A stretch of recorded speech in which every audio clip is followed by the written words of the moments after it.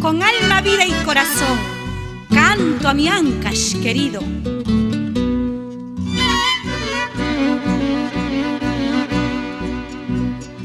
Soy ancashina de pura raza, canto a mi pueblo con mucho orgullo.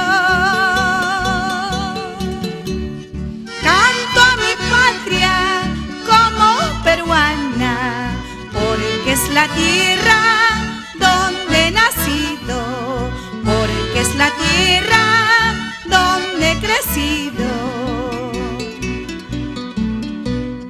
Canto a mis huaynos y pasacalles, mis lindas danzas y mis chuscadas,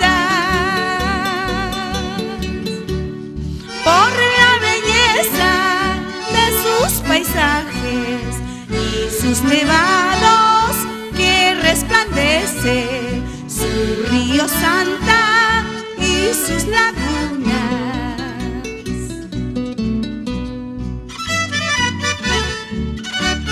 Ancash, eres glorioso con tus hombres sabios e ilustres: Luis Pardo, Eleazar Guzmán Barrón, Santiago Antúnez de Mayolo.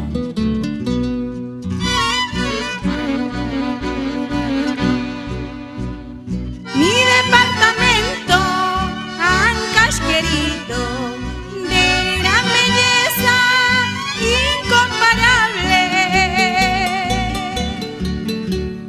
Hombres valientes, sabios, ilustres, Gran Atusparia y Luis Pardo, lindas mujeres, bellas y hermosas.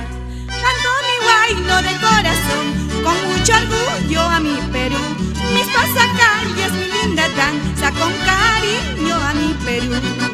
Canto mi huayno de corazón con mucho orgullo a mi Perú, mis pasacalles, mi linda danza con cariño a mi Perú. Así, para mi Ancash querido.